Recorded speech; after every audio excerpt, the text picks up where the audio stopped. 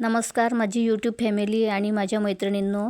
तर आज आपण पत्तागोबीची भाजी आणि त्यात मुगाची डाळ अशी मिक्स पत्तागोबी विथ मुगाची डाळ अशी भाजी बघणार आहोत. तर त्यासाठी मी ही पत्तागोबी चिरून आणि स्वच्छ धुवून घेतलेली आहे आणि त्याचसोबत आपण मुगाची डाळ पण धुवून आणि स्वच्छ पाणी पाझरून घेतलेली आहे. तर आज 2 मोठे टोमॅटो, 1 मोठा कांदा आणि 5-6 हिरव्या मिरच्या बारीक काप करून घेतलेले आहे. तर अशा प्रकारे आपण ही भाजीसाठी पूर्ण सामग्री तयार केलेली आहे. तर हे बघा, मी 4 पळी असं तेल टाकून घेत आहे.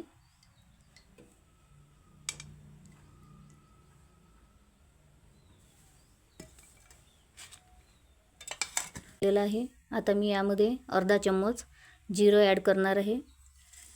हे बघा, जिरं कसं तडतडतंय.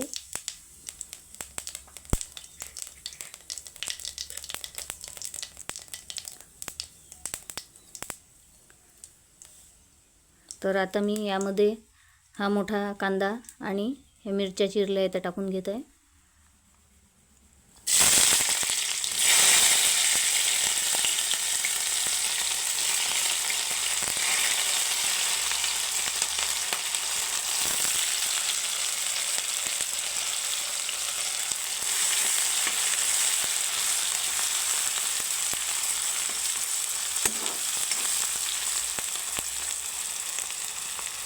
बघा, कांदा आणि हिरव्या मिरच्या तेलामध्ये छान अशा होते आहे मस्त. आता आपण याला 1-2 मिनटे होऊ देऊ आणि मग 1-2 मिनटे मी होऊ देणार आहे कांद्याला. चांगलं थोडासा कलर बदलेपर्यंत मी कांद्याला परतून घेणार आहे कलसून.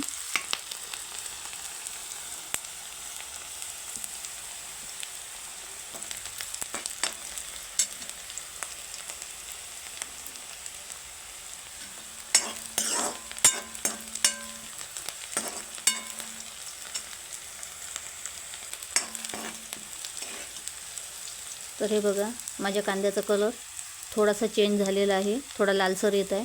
तर मी आता यामध्ये आलं लसूण पेस्ट ॲड करणार आहे. तर हे बघा, मी एवढा यामध्ये आलं लसूण पेस्ट ॲड करते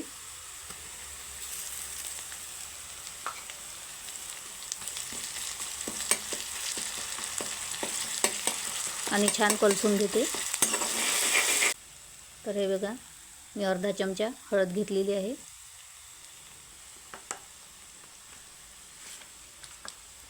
अर्धा छोटा चमचा घ्यायचा, मोठा नाही. आणि हे बघा, 1 चमचा चटणी ॲड केलेली आहे. थोडी जास्त टाकते मी, बस.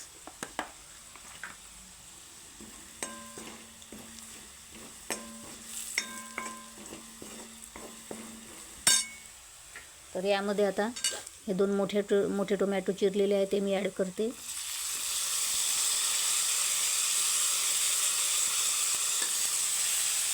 चम्मच म्हणजे जास्त मोठाही नाही छोटाही नाही, असा मध्यम चम्मच आहे. तर त्याने मी 1 चम्मच मीठ ॲड करते. बघा,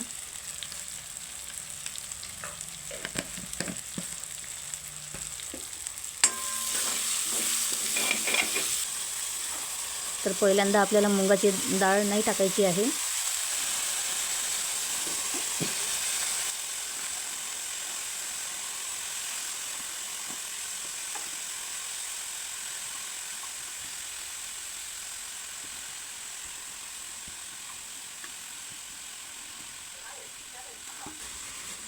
तर हे बघा, आता मी पत्तागोबीची भाजी यामध्ये ॲड केलेली आहे.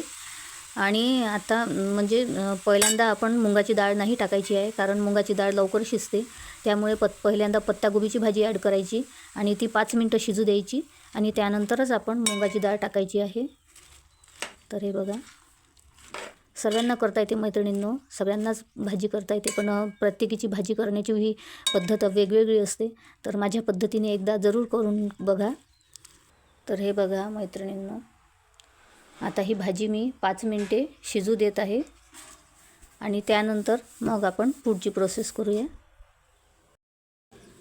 तर मैत्रिणींनो, आता बघा 5-6 मिनटं झाली आहेत आणि मी आता हे झाकण उघडत आहे. हे बघा, झाकण उघडून घेते. तर आपली पत्तागोबी ही अर्ध्यापर्यंत चांगली शिजत आलेली आहे. आता यामध्ये आपण मुगाची डाळ ॲड करायची. तर हे बघा, ही मुगाची डाळ मी 3-4 तास भिजत ठेवली होती आणि त्यानंतर मग त्याला स्वच्छ धुवून घेतली आणि त्याचं पाणी हे झारून घेतलं मी पूर्ण चाळणीमधून. आता आपण ही मुगाची डाळ यामध्ये ॲड करूया.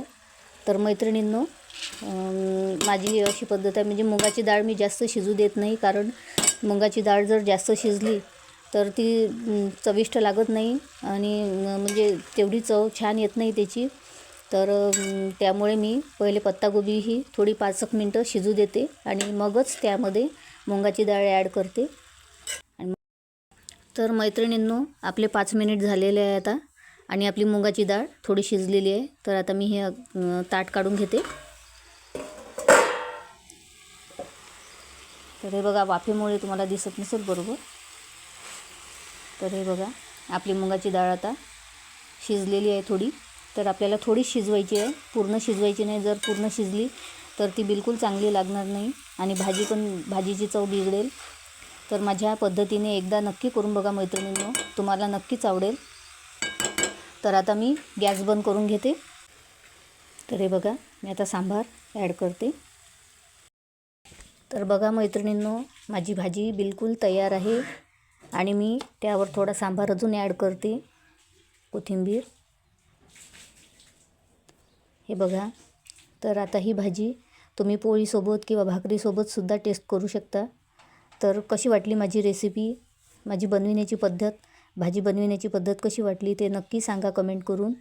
आणि मैत्रिणींनो, व्हिडिओ आवडला असेल तर प्लीज लाईक करा, कमेंट करा, शेअर करा आणि सबस्क्राईब करा मैत्रिणींनो. भेटू पुढच्या व्हिडिओमध्ये. तर जय महाराष्ट्र.